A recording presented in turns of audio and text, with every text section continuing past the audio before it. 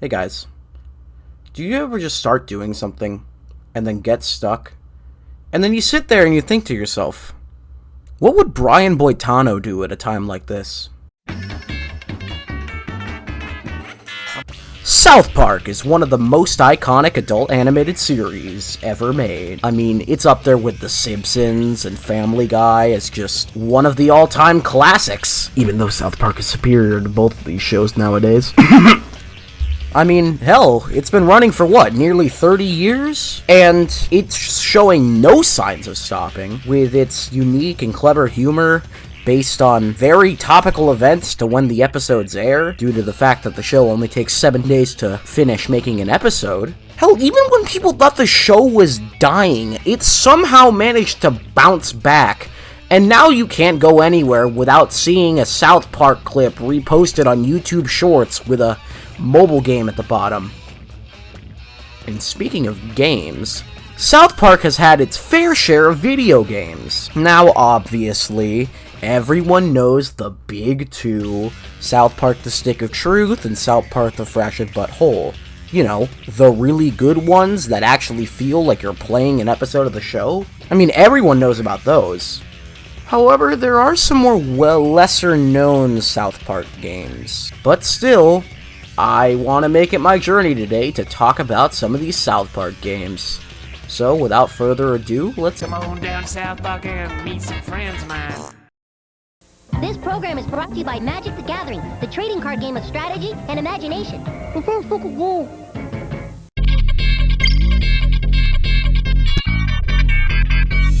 First up, we have South Park Rally, released 2000 for the PC, PS1, N64, and Dreamcast. South Park Rally is pretty much what would happen if you took the frantic gameplay of a game like Mario Kart or Crash Team Racing and mashed it up with the batshit insane world of South Park.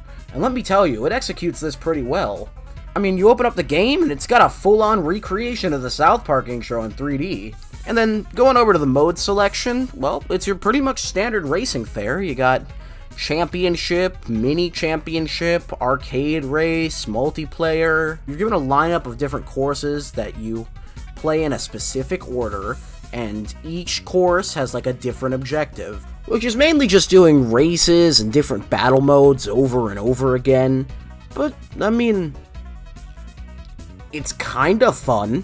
However, when it comes to the main races, a lot of people tend to have kind of mixed, if not negative, opinions on this game, because it kind of takes a Sonic R approach, where the courses are pretty much freely explorable, and the set path is kind of hard to follow. However, I do not like how you have to hit 4 checkpoints when doing a lap, because sometimes the checkpoints are in kind of confusing spaces and you have to turn around a lot. Another huge gripe I have with this game is the physics system. If you're driving and you get hit, no matter if it's by a stage hazard, an item, or hell, even another player, you just go flying off.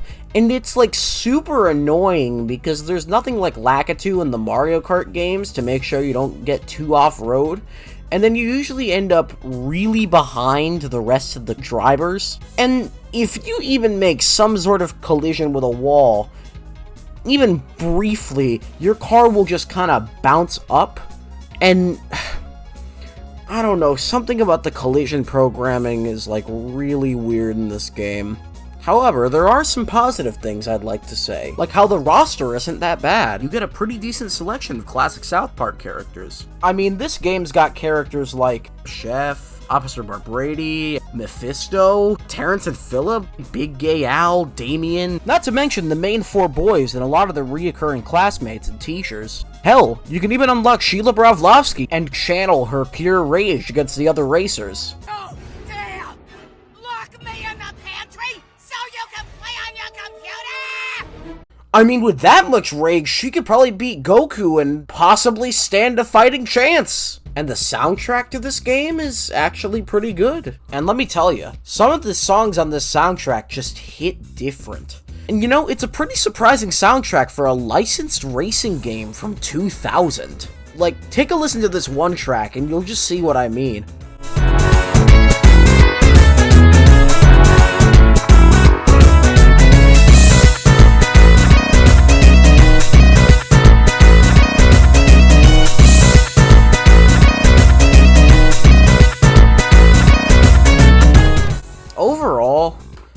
Park Rally definitely has its flaws, but you know what?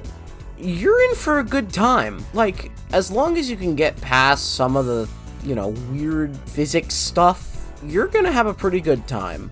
But before there was South Park Rally, and before there was even South Park for the N64, there was going to be South Park for the Game Boy Color. But this game got cancelled before it ever released.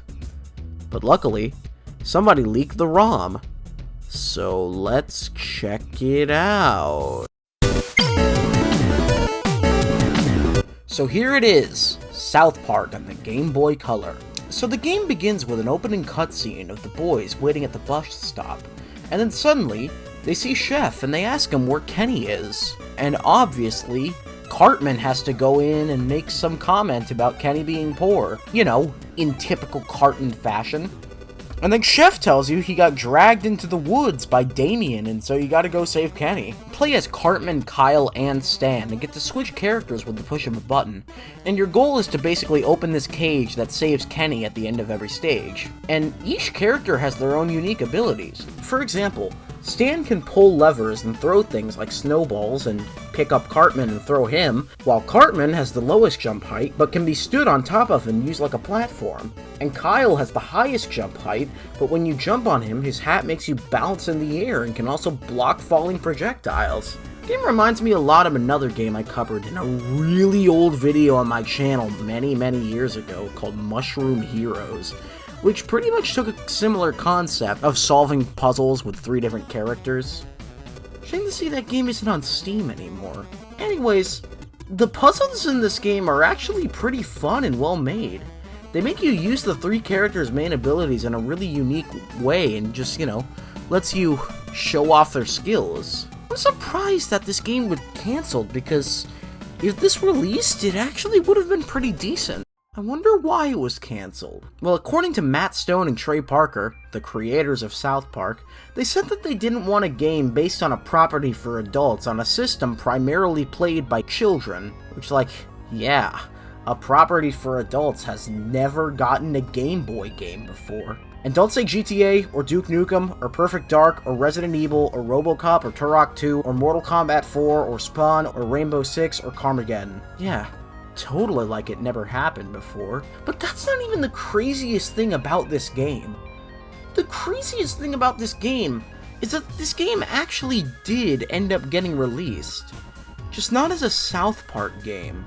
You see, since Acclaim still had the game just sitting there in their archives, and just wanted to do something with it, they decided to ship it off to some other developers and then have them retrofit the game to release it as The Adventures of Maya the Bee, exclusively in Europe. And then they sent Maya the Bee off to some other developer to retrofit it into a Mary-Kate and Ashley game. I mean, seriously, how can you release the exact same game 3 times? Oh wait, EA has been doing that for years. Well, surely they must have changed some things.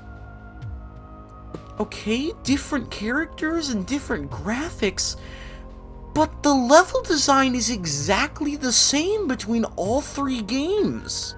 South Park on the Game Boy Color is a really interesting game. Not just because of its development story, but as a game itself, it's pretty fun. Overall, I definitely recommend this game. But finally, I think it's time we get on to our last game, and that is South Park Chef's Love Shack. South Park Chef's Love Shack is a pretty standard party game. You know, playing minigames, the usual.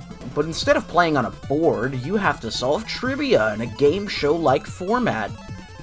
Except Chef is the host. And you know, one of the cool things about this game is that it actually uses the same paper-cut art style from the show. It's always a treat to see more 2D N64 games. I mean, those are my jam. Rakuga Kids, Mischief Makers? Fuck yeah. And just some of these categories that you get to pick from are great. Such as people who eat people, famous gay cowboys, a form of herpes, and the P in pool. I mean, I feel I'm pretty decent at trivia, so I don't know, maybe I can give this a shot. Okay, pick a category.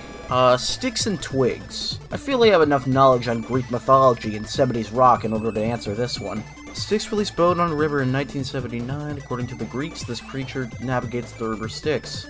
Ooh! Ronald Reagan! Fuck! And I mean, the minigames in this game are pretty basic.